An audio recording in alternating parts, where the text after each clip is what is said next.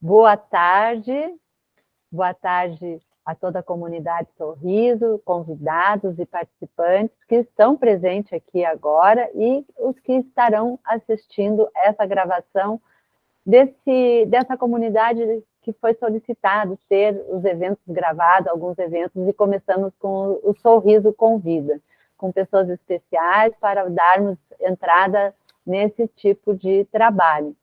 Hoje, a comunidade Sorriso Convida, que é um quadro da nossa comunidade, e buscando atender essas pessoas que não podem estar nos nossos encontros quinzenais, que é de manhã cedo, das 7 às 8, receberem algum conteúdo de gravações que a gente está entregando aqui.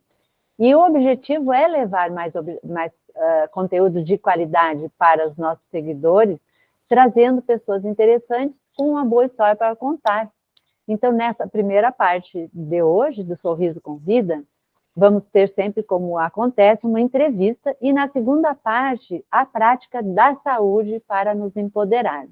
Lembrando que este encontro, então, é gravado e as gravações serão compartilhadas em nosso grupo silencioso do WhatsApp. Se você estiver aqui vendo essa gravação, procure o link para participar desse grupo silencioso, que irão receber só os nossos conteúdos e os avisos dos links para as gravações e encontros.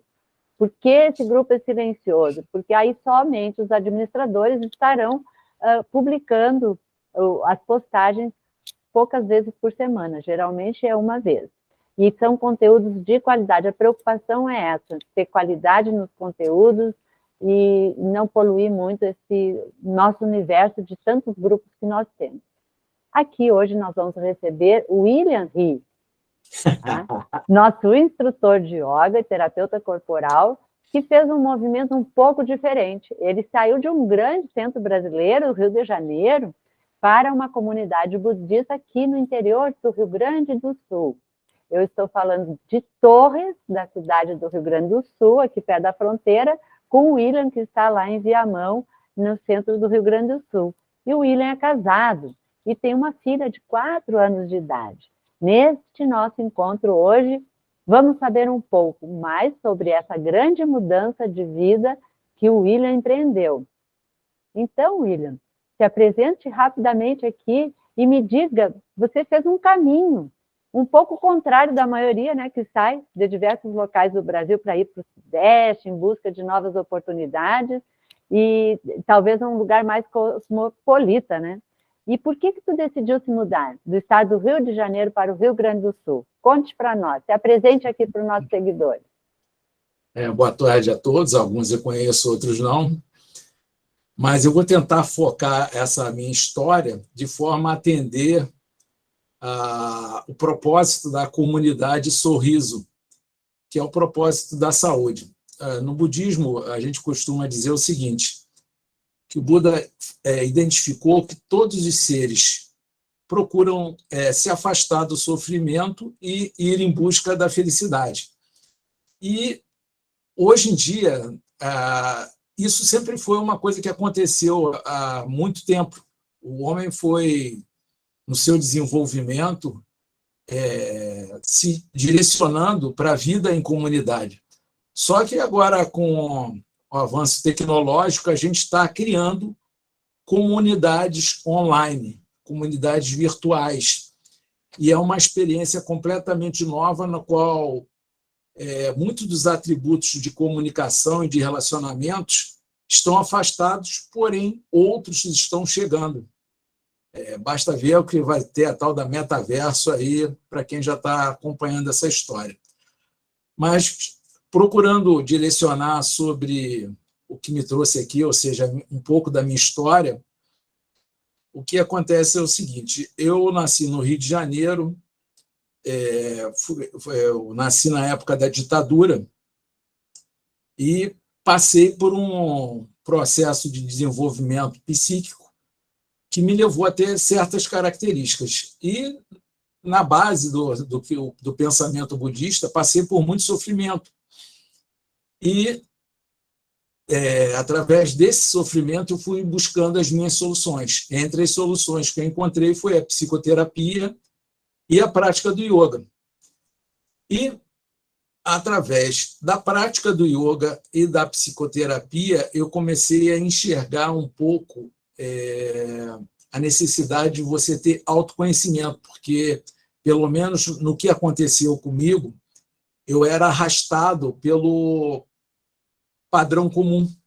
Eu dirigia a minha vida em torno da autossatisfação, do prazer, do consumismo e do trabalho. Ou seja, você ter um filho, ter um apartamento, um lugar onde morar, fazer umas viagens, consumir boas coisas, e esse tipo de coisa. Só que o sofrimento vai te direcionando. Depois, se a Annelise quiser falar sobre estresse, o estresse tem uma função muito importante. Ele me fez enveredar para o autoconhecimento. E eu vivi em vários lugares, passei por muitas experiências. Eu estou me lembrando aqui de mais uma coisa, que é aquela história de você... É uma fala muito comum na espiritualidade, de você se desenvolveu pelo amor ou pela dor, e geralmente é pela dor. Tá? Só que a gente hoje vai ter oportunidade de falar muito sobre amor, isso que é muito interessante. Tá? Resumindo, eu fui vivendo aos trancos e barrancos, eu fui casado 3 vezes, estou na 4ª esposa, e só tive filho com ela. E, dentre as várias aventuras que eu passei na vida, a mais contundente, a mais... como é que se diz? A mais impactante é a paternidade. Tá? Eu só vou falar isso rapidamente para poder situar essa história de por que eu saí do Rio de Janeiro e estou atualmente em Viamão, que é parte da metrópole de Porto Alegre. Eu estava casado, já tinha uns 4 anos de casamento, a gente perdeu um filho de parto prematuro, e problema de desenvolvimento do parto, e decidiu não tomar mais remédio e deixar por conta do divino essa coisa da paternidade. E um belo dia a gente marcou com um casal de naturistas para a gente fazer uma viagem para Alto Paraíso de Goiás. Só que com essa história de economizar dinheiro, a gente comprou a passagem com 1 ano de antecedência. E tudo bem, estamos lá esperando, fazendo a programação, muita trilha, muita cachoeira, de repente uma prática de naturismo, em suma, muito prazer individual. Aí, de repente, a Cláudia engravida. E ela estaria com 7 meses na data da viagem, ou seja, fazer trilha longas para alcançar a cachoeira, que também não é um lugar muito recomendável para gestantes, seria inviável. Como a gente já tinha essa noção de que era interessante viver em comunidade, né? Quando eu falo em comunidade, não é qualquer comunidade, é uma comunidade que você tem uma identidade de objetivos, que tenha algo altruísta nessa identidade, a gente pensou em fazer o seguinte: em vez da gente ir para as cachoeiras e visitar uma aldeia budista que tem em Alto Paraíso de Goiás. E, já pensando na educação da nossa filha, lá tem uma escola que tem uma proposta pedagógica diferenciada, que é baseada no budismo. Então, fomos para lá. Conhecemos a comunidade, houve um certo acolhimento, e nós decidimos fazer uma casa. Só que eu não conhecia nada nem ninguém em Alto Paraíso. Só que no dia que eu fui conhecer a aldeia, tinha uma vizinha minha, uma possível vizinha construindo. E eu peguei o contato dela e passei, quando eu consegui a concessão de uso da terra, porque lá não é vendida a terra, é uma concessão de uso, eu telefonei para essa vizinha e perguntei para ela se teria algum empreiteiro para me apresentar. Ela falou, olha, eu posso te passar do meu empreiteiro. Aí eu entrei em contato com o cara, acertei por WhatsApp, uma pessoa que eu nunca vi, e depois eu disse, poxa, vou só com empreiteiro, cara, quem já construiu sabe a dificuldade que é você construir. Eu vou tentar contratar um engenheiro para acompanhar isso. Para minha sorte, tinha um engenheiro que morava na aldeia, não era budista, mas era uma excelente pessoa. Eu entrei em contato também por WhatsApp e, resumindo, eu construí uma casa por WhatsApp em Alto Paraíso de Goiás até o finalzinho. Deu uma zebra lá, mas eu consegui concluir a casa. Só que aí nasceu a Jasmine. E Alto Paraíso de Goiás fica a 300 quilômetros de Brasília. São 3 horas e cacetada. E eu disse, bom, não é ideal, de repente, com uma filha recém-nascida, me mandar para esse lugar. Então, eu vou fazer o seguinte, vamos alugar a casa e, quando ela tiver com uns 2 anos, mais ou menos, a gente se encaminha para morar lá em Alto Paraíso de Goiás. Só que, nesse espaço de tempo, caiu um raio na casa e começaram a haver assaltos na comunidade. E teve outro detalhe, quando eu fui receber a casa, eu tomei conhecimento que a proposta pedagógica da escola da aldeia não era a mesma da proposta pedagógica da aldeia de Viamão, que é mais focada no budismo. Lá era projeto pedagógico, projetos, alguma coisa assim. E também teve o seguinte, o diretor principal saiu, ou seja, estava havendo um desequilíbrio lá na escola, o que começou a me preocupar. E aí, somando a esses fatores aí do raio na casa, de assalto e tudo mais, a gente tomou a decisão de vender a casa e buscar uma casa em Viamão. Mas por que eu estou falando isso tudo? Porque quem já teve filhos e criou filho sabe que a partir do momento que você assume a paternidade, maternidade, eu não gosto de falar só paternidade, até porque é muito mais maternidade do que paternidade, o papel do pai é apoiar a mãe o tempo inteiro, as suas decisões são centradas em cima do seu filho, e é natural que seja assim, porque aquele ser que está surgindo, ele depende completamente de você. Então, se você não dirige sua atenção para ele, em algum momento você vai falhar, vai deixar o teu filho na mão. Aliás, você vai falhar de qualquer forma, não tem jeito, tá? Mas quanto mais você conseguir manter a atenção, manter o foco, manter a energia direcionada àquele serzinho, mais completo ele vai poder ser, não significa que será. E começou a ser assim. Em função dela, a gente foi para Alto Paraíso. Em função dela, da escola dela e de assalto, segurança, não sei o quê, a gente resolveu ir para Viamão. E aí conseguimos ter, mais uma vez, porque não é fácil conseguir essas concessões de uso nessas aldeias, eu consegui eu consegui adquirir a concessão do uso de uma casa aqui na aldeia de Viamão. E aí estava tudo às mil maravilhas, conhecendo um pessoal muito bacana, apesar de eu ter vindo no auge da pandemia para cá.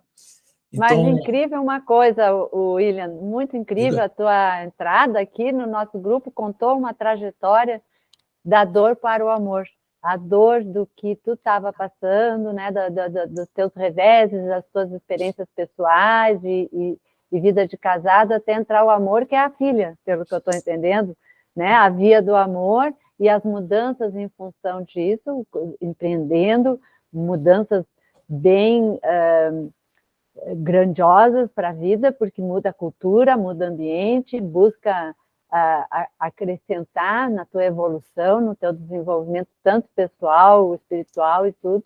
E aí chega no Rio Grande do Sul, começa uma experiência onde a gente se encontra, nós nos encontramos virtualmente dentro de um ambiente que tu vais falar mais adiante, que vais colocar a prática para nós, que é esse ambiente de uma Dhankatarya de desenvolver a terapêutica do rir sem ter motivo, sem ter porquê, e o quanto que essa terapia ela é vantajosa e como é que ela acontece. Mas isso a gente vai falar depois. Conheci o William como um administrador de grupo que queria entender com a ciência o que a nossa tecnologia, a nossa ciência humana tem para balizar o estudo dessa coisa de dar risada, da yoga. E ali eu também sou doida por estudo, acabei caindo nas graças do William, desse grupo, fizemos uma grande amizade virtual, tivemos a oportunidade de um encontro presencial, que era louca para conhecer essa história de comunidade budista, que agora tu estás trazendo novidades que eu não tinha nem ideia, de concessão, de pedagogia. Então, como é que é essa tua rotina? Como é que foi, então, esse morar com a entrada no Rio Grande do Sul, que eu sei do clima para ti, e outras coisinhas que tu vai falar. Como é que foi? Como é que é a tua rotina aí? Aí é que tá, gente. Às vezes, aqui é bem parecido com a paternidade, né? Quando você... O pessoal fala, se você pensar em casar, não casa. Se você pensar em ter filho, não vai ter. E se você pensar em entrar para o budismo, também não vai entrar, não entre, porque o Lama até que bem me avisou, porque eu comecei assistindo os vídeos do Lama. E uma das coisas que ele falava é o seguinte, se você acha que você vai entrar para o budismo para a sua vida melhorar, pode esquecer. Quando você entrar para o budismo, ela vai piorar e muito. O que ele estava querendo dizer é o seguinte, à medida que também eu já tenho uma certa idade, toda vez que você consegue avançar no autoconhecimento através da espiritualidade, ou não, você, na verdade, você recebe um atributo, mas a própria natureza já se encarrega de te cobrar para que você tenha novos desafios, já que você vai ter novas ferramentas, novos atributos, os seus desafios vão ser maiores.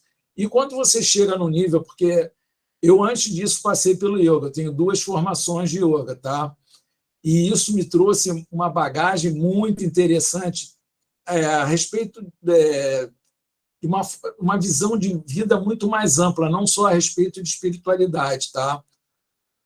E o budismo foi a forma que eu achei mais interessante, mais clara, talvez pela forma com que o Lama esse Lama Padma traga a informação do budismo para o Brasil, porque é fora da nossa cultura, então tem certas palavras que nem existem em português, ele tem que se virar para poder trazer isso. E, ao contrário do que possa parecer, esse viver numa comunidade budista é muito desafiador. Porque o que acontece? Eu só fui saber disso aqui.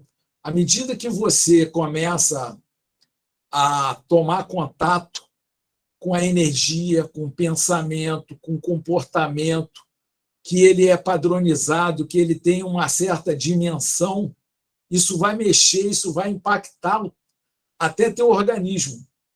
Tá? Além do mais que eu cheguei no meio de uma pandemia. Então, eu achei que ia chegar aqui, o budismo fala de compaixão, de acolhimento, e aqui tinha refeitório coletivo e tudo mais. Eu digo, vai ser uma maravilha. Cara, cheguei aqui, não tinha ninguém, não andava ninguém, estava no meio da pandemia e os grupos só se falavam estritamente necessário. E o que acontece? O budismo, de alguma forma, é uma prática muito mental. Tanto é que no budismo você vê como a essência não um Deus, mas uma mente. Tá? Então, o budista, de uma forma geral, ele procura preservar muito a quietude da mente, porque ele sabe esse valor que tem. A gente que é ocidental fala muito. E hoje em dia, entendendo o valor da fala, do impacto que isso tem para o teu coração e, consequentemente, para a sua mente, eu não sei como é que eu vou dar jeito, eu vou aprender a reduzir a minha fala, tá? E talvez me tornar um praticante mais aprofundado. Mas então, assim, William, o curioso é a rotina, mas só para dar um plus para ti aí, alguns discípulos tem que levar os ensinamentos do mestre adiante, né? Então, tu parece que tem essa qualidade de líder, de agregador, parece que tem, porque nos uniu os estudiosos do riso, os praticantes da gargalhada do Madame Catária, onde eu caio no teu grupo, e o quanto tu agregou e fortaleceu esse grupo ao ponto de se transformar numa associação que há muito tempo, o Marcelo Pinto é o grande líder no Brasil, de explanar, esse é um dos embaixadores do Madame Catária, e surgiu a Abrarizo com toda essa sabedoria, onde tu fazes parte. Mas isso é assunto para outro momento. Nós estamos curiosos, como curiosos mesmo, eu estou para saber a tua rotina dentro da comunidade, então. Foi surpreendente o que tu chegou ali, ninguém se relacionava. Pois é. Cheio das expectativas. Exatamente. E aqui você tem duas opções. O Lama recomenda que você leve uma vida simples, porque quanto mais demanda você tiver da vida comum, da vida ordinária, menos prática você vai ter e menos possibilidade, dentro da visão budista, de você buscar o que eles chamam de acumulação. Tá? E aí eu vou explicar para você o que seria uma vida ideal de um praticante e o que eu consegui fazer, porque, na verdade, hoje a gente... Cara, o papo de hoje, 7 horas da manhã, a Annelise não tem noção como é que mudou minha vida. Tá? É sério, cara. Veio muita coisa à tona ao mesmo tempo. O fato de eu estar sendo, talvez, uma das primeiras pessoas a estar falando aqui também é uma sincronicidade, o que dentro dos estudos junguianos não é uma coisa tão incomum, né? Mas o fato é que o praticante budista ele deveria buscar, primeiro, ir limpando as tendências comuns, o que eles chamam de marcas kármicas, e depois ir buscando um acesso no espaço criativo, ou seja, uma mente que não está ocupada entra em conexão com uma mente primordial. E isso é lógico que você não faz de repente. Pode até acontecer de você entrar em contato com o mestre e ter o que eles chamam de contato direto. Mas o que acontece geralmente é você ir repetindo a experiência, exatamente como é na nossa vida ordinária. Você vai tentando buscar aquela experiência do contato com a mente primordial, vai tentando, vai chegar um determinado momento que você vai ter acesso, ou não, pode ser que isso aí pode demorar encarnações para você conseguir, e aquilo se reproduz. Em suma, você deveria ocupar seu tempo com a prática e não com a vida comum. Tá? Só que eu hoje entendo o seguinte, que até mesmo entender uma fala é uma questão kármica. Você tem que ter bagagem, você tem que ter conteúdo, você tem que ter toda uma história. Conforme eu falei de manhã, a vida é um processo. Tá? E como processo tem relações, e como relações tem memória, ficou um registro daquela relação. Se você ainda não tem uma linguagem adequada para entender o budismo, você vai, cara, simplesmente sua mente não vai nem rejeitar, você vai ficar como se estivesse olhando para o nada, para um vazio, porque você não vai conseguir conceber aquilo. Então, eu tive a minha experiência, outras pessoas têm outras experiências. Então, tem gente que vem para cá e, por exemplo, larga emprego público, que ralou para caramba, às vezes emprego da Petrobras, Banco do Brasil e tudo mais, para viver uma vida que o cara vai ficar capinando, vai ficar pintando, mas não vai demandar dele um tempo que ele deixe de praticar e que tire o sossego, ou seja, que vai exacerbar o estresse, as emoções. Aqui a busca é de você observar as emoções, não é que você não tenha as emoções, que você evite, mas você saber ter uma gestão sobre as emoções. E para isso você tem que ter uma prática de meditação para quando a emoção chegar, você observar, bom, estou me emocionando. A causa é essa, mas eu não preciso continuar dando vazão a essa emoção. Gente, para você ter esse controle, é muita prática que você tem que ter de meditação, de uma série de práticas, outras práticas que também são oferecidas aqui. E nem todo mundo está preparado. A minha própria condição paterna, o Lama já falou para um dos seguidores deles que tem gente que chega aqui muito novo e simplesmente dedica a vida a isso. São os tutores. O Lama procura dar uma sustentabilidade para quem colabora com a obra dele, que é levar o Dharma, que é levar essa possibilidade de cessação do sofrimento através da prática budista. Então, tem pessoas que elas simplesmente dedicam a vida a levar o Dharma, a levar esse conhecimento para outras pessoas. Tá? E eu, na minha busca, na minha confusão, porque eu tenho uma mente muito... Eu, por exemplo, eu fui respirador bucal na infância. E isso, quem tem conhecimento sabe que leva a uma situação de estresse muito grande. Então, eu usei muita droga também, eu fiz... Em suma, eu gastei um bocado da minha energia de forma inadequada. A tua trajetória de dor para o amor é incrível, e entender como viver numa comunidade e trazer o melhor para tua filha, é o que eu estou entendendo, que tu está trazendo com todas essas mudanças bem radicais para ti atender, e vendo que dentro de uma comunidade favorece, então, a comunidade, o espaço, favorece essas práticas, que inclui meditação, né? E propagar a filosofia, as comunidades, existem, então, pessoas mais dedicadas, mas na tua trajetória várias coisas, né? De aprendiz de feiticeiro para ser um feiticeiro, né? Então, fizeste um movimento trazendo para dentro dessa comunidade, que eu sei, a terapia do riso, essa prática. Então, isso já é um diferencial dentro da filosofia budista, que a comunidade teria muita coisa grandiosa para falar. E então, dentro da tua experiência, da tua prática, tu entra para uma comunidade para viver uma vida diferente e traz uma coisa diferente. Isso influenciou alguma coisa? Cara, Annelise, essa coisa da comunidade é tão importante. Você vê o seguinte... eu aqui envolvido com a minha fala, como são várias coisas, são muitas coisas para falar da minha vida, eu acabo ficando confuso. E você, como está de fora e tem uma capacidade de síntese muito grande, você me ajuda a manter o foco e até reprocessar o que eu estava falando. Com relação a isso que você acabou de dizer, você imagina só o seguinte: nessa minha trajetória do yoga, e às vezes a coisa é engraçada, o que acontece tudo ao mesmo tempo agora, porque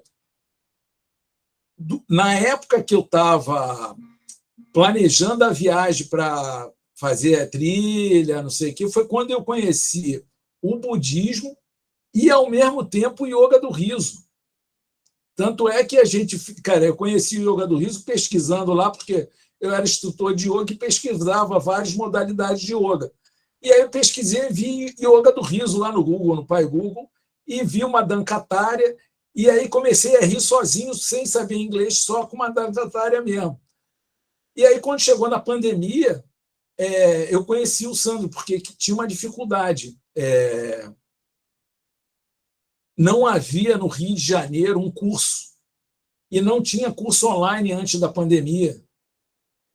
Só tinha o Maurício Salem, só ia dar de vez em quando, acho que só deu um curso em São Paulo, e estava tentando fazer um curso, então eu vivia correndo atrás dele. Ele deu o curso, mas não foi exatamente o que eu esperava, mas de qualquer forma já foi um acesso ao riso. E aí, quando eu fiz o curso com o Sandro, aquilo tomou uma outra dimensão na minha vida, a ponto de eu dizer o seguinte: encontrei a minha meta de vida. Tá? Eu pensei assim: você encontra o que vale a pena viver quando você está disposto a morrer pelaquilo. Por que eu falei isso? Porque eu tenho, sei lá, um assopro no coração, tenho uma arritmia, que pode ser que eu tenha um problema no coração. E o riso, cara, ele trabalha bastante o coração, tá? Mas eu disse, não interessa, se for para morrer, que eu morra rindo.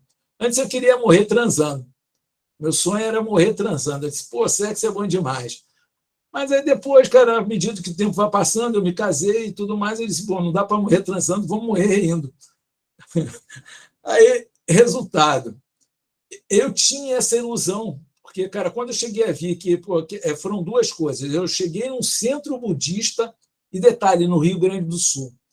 O Rio Grande do Sul, cara, graças a Deus, as pessoas têm um grupo de pessoas que são muito reservados. O clima frio conserva e restringe. Então, tem pessoas que são muito reservadas, eles têm um comportamento diferente do carioca e do baiano, entendeu? Que é muito expansivo, muito invasivo. Não, aqui a privacidade é exaltada, entendeu? E no centro budista, então, nem se fala. Não chega, cara, ninguém chega assim um na casa do outro e vizinho, arruma açúcar. Pô, para você mandar uma mensagem, só falta você dizer, olha, estou mandando uma mensagem de WhatsApp para saber se eu posso mandar uma mensagem de WhatsApp. A coisa aqui é complicada, você tem medo. E eu só me sinto extremamente acolhido no Rio Grande do Sul, porque eu não sei, eu acho que o frio congelou a mente dos gaúchos, porque os caras gostam de carioca, que é um absurdo. Aí tu chega, então, com uma acolhida boa do gaúcho, que o gaúcho realmente ele é reservado, e dentro de um centro budista que era mais reservado, então, nessa experiência primeira que tu teve. E chega com a proposta do riso? Não, que eu cheguei devagar, né, Elise? Tu tá pensando que é assim, vai chegando e baixando as calças? Não. Cheguei bem devagarzinho, aí, cara, eu tentei botar um grupo de yoga do riso. O que aconteceu foi o seguinte, duas senhoras entraram para o meu grupo, a gente ficou durante uns 2, 3 meses e o grupo acabou. Tá? E agora, detalhe, cara, que chega a me causar uma frustração absurda. No budismo, primeira coisa, tem o que eles chamam de sorriso Vajra, que é um sorriso que existe todo um conteúdo que está ligado ao budismo e ao sorriso, basicamente. Tá? E eu quis fazer com o Lama uma entrevista relacionando coisas do riso e do sorriso, porque, cara, o budismo trata profundamente das emoções, o budismo trata da respiração, cara, de uma série de coisas que tem ligação com o budismo, e o riso, na verdade, deveria ser uma prática budista. Assim, cara, e a Vera está aqui, a Vera Lúcia Brumati, na igreja messiânica. Vera, como é que é messiânica? Não é messiânica, não. Seichonoye. No Seichonoye. É o Movimento de Iluminação da Humanidade, Seichonoye. Na Seichonoye, o riso é uma prática, mas o detalhe é que a Seichonoye tem base budista. Então, o mestre da Seichonoye não fez isso de orelhada. Só que, cara, coisas, nuances que eu não consigo entender, não, cara, o Lama não me atendeu na minha reivindicação. Mas olha só, William, tem uma coisa que tu trouxe, que tu tentou, então, colocar na comunidade a terapia do riso, que tu te formou. Eu também tenho essa base de formação e propago o sorriso. E quando eu fiz a minha pesquisa, com pouca coisa científica que existia na época, há 15 anos atrás, eu me lembro de ter pesquisado a origem de muitas risadas no tempo do Madhankatari, e cheguei num Buda, que tem um nome que eu não me lembro agora, que é uma estátua bem grande que só dava risada. É um Buda japonês. Então existe toda uma filosofia, mas é um impacto, e as pessoas que executam as filosofias trazem a execução conforme o que ela dá conta, né? Da sua prática e tudo, e das suas regras. E aí, nesse caso, tu entrou, então, fazendo uma prática, teve uma turma, durou 2, 3 meses, que seja uma turma de 2 ou 3 pessoas, começou uma propagação dentro da comunidade, começou o teu trabalho, teus desafios foram tudo junto, né? Tu desafiou a mudar de vida para ter uma educação em um lugar mais acolhedor para tua filha, mais protegido, melhor desenvolvimento, para mudar internamente, desenvolver o teu autoconhecimento. Junto veio a yoga do riso, junto veio o budismo, junto veio a experiência de mudar completamente de país, porque eu morei fora do Rio Grande do Sul, parece que a gente muda de país.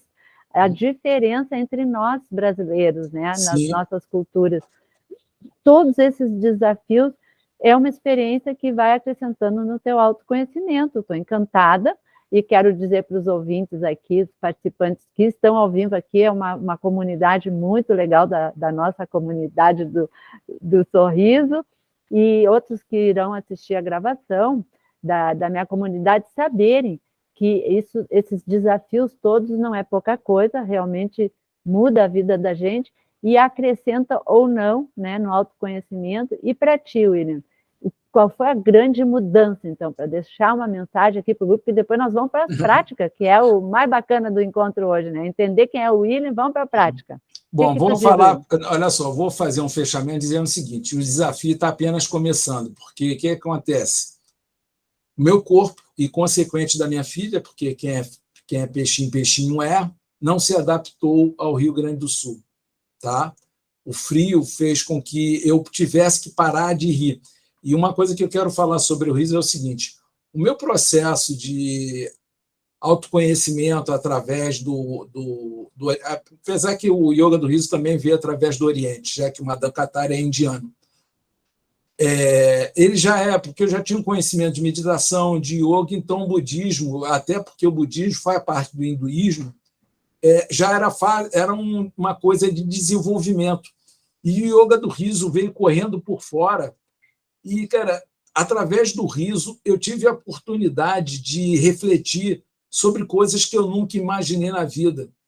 Eu nunca imaginei que os filósofos como Schopenhauer, Nietzsche, cara, psicólogos, cara, como Freud, até Jung, cara, estudaram, Jung nem tanto, mas Freud estudou muito sobre o riso e, cara, a profundidade que o riso tem em nossas vidas. Então, é um autoconhecimento que veio por fora, que, embora eu... Mas, cara, você vê como é que a privação, o sofrimento também traz conhecimento. Eu fui obrigado a parar de rir, porque o riso comum, aquele riso que a gente gosta, gostoso, que a gente é apegado... Olha o que acontece comigo. Tosse. Meu pulmão tá bombardeado aqui, então tem que ir embora. E aí eu vou para Lauro de Freitas, na Bahia, quer dizer, eu acho que eu vou viajar lá para conhecer, nunca vi ninguém lá, mas estou feliz da vida, porque ontem eu tive contato com as divas do riso, e, cara, meu sonho agora é fundar uma comunidade lá na Bahia do riso. Yoga e riso. Eita! Cara, aqui é comunidade. Agora, eu sempre tive essa tendência. Então, o riso tem essa... A gente que estudou sabe disso, que o riso ele tem uma simbologia de abertura, ele tem uma conexão com o coração profunda, e é disso que vai ser a nossa prática hoje. Isso, tá? E o riso abre portas, né? E nós estamos aqui abrindo as nossas portas dos nossos lares, das nossas casas, nesse ambiente virtual. Cada um está dentro da sua casa, permitindo a nossa visita, né? E a nossa entrevista. E essa comunidade que o Sorriso Convida, que eu estou desenvolvendo, é justamente abrir portas para as pessoas saberem um pouquinho mais desse movimento em prol da saúde. Para isso que eu fundei a comunidade, que tem já uma participação de mais de 80 pessoas lá dentro do nosso grupo silencioso, e é importante saberem que esse grupo silencioso é só para dar as comunicações do que está acontecendo na comunidade, para participarem. E aí veio essa modalidade, porque pessoas interessantes como o William estão aqui dando um depoimento. Quantos de nós não gostaríamos de ter, saber de dicas e ter essa coragem, né? Ouvir uma entrevista, saber disso daí tudo que o William nos trouxe, quanta experiência importante e persistente e sendo motivado. Então, está provado, né? que usar esse ambiente da alegria sem motivo, sem ter porquê, sem agressão a ninguém, porque a história do riso pode ser muito agressivo, né? Psicologicamente, a ironia, o sarcasmo marca muito a experiência da pessoa ruim nesse sentido. Então, é uma alegria quase inocente, e é um riso realmente fingido, um riso que a gente elabora dentro da gente uma comunicação, eu comigo mesmo. E esse lugar que é o cérebro, que é meu trabalho que vem sendo desenvolvido, deu mais ainda embasamento para essa área, para essa metodologia que é científica, sim. Já agora temos muitos artigos, né, William? Saímos de atrás e encontramos muitos artigos e pessoas importantes da humanidade desde o tempo de Sócrates, que trazem as filosofias, os pensamentos e o entendimento deste ambiente de uma alegria genuína, apesar de todos os problemas de estresse que a gente enfrenta assim no dia a dia. Por isso não é uma panaceia, é uma coisa importante encarar essa experiência, como o teu lama disse, tu pensa que vai melhorar, vir para uma comunidade budista, aí é que vai piorar, porque a pessoa vai ter conhecimento dos seus apegos e do que não quer mais, e das dificuldades de mudar esse panorama interno para o panorama externo, que é a comunidade. E nós somos uma comunidade também, uma comunidade virtual que está expandindo com sabedoria, com conhecimentos. Então, essa entrevista, que foi só uma pitadinha, porque é muito legal que o William nos trouxe, nós vamos para a segunda parte do Sorriso com Vida, que hoje, então, traz esse querido William He, né? Ele já tem um batismo dele de rir, que é instrutor de yoga, terapeuta corporal, e que criou essa risoterapia, que é uma técnica para autoconhecer-se e relaxar, que ele vai nos explicar e contar sobre essa técnica logo agora, nessa segunda parte. Primeiro, então, vamos finalizar essa primeira parte agradecendo esse encontro com o William. Para quem está na internet assistindo, vai ficar essa gravação e esse agradecimento. E a segunda parte, então, com a prática para ver as gravações, são as pessoas que estão inscritas no nosso link, que é só entrar no link aqui da bio, que tem aqui para quem está assistindo a gravação, vai estar aqui o link, e entrar no grupo silencioso. É muito simples para ir acompanhando e recebendo a gravação dessa segunda parte. Então, espero vocês em outros encontros, para quem está na gravação, e sigamos agora a conhecer essa prática que o William vai nos dar nesse momento. Lembrando que tem as redes sociais Sorria para Você. Entre no site e vamos conhecer um pouco mais agora sobre essa parte do riso, dessa prática legal que o William vai nos trazer.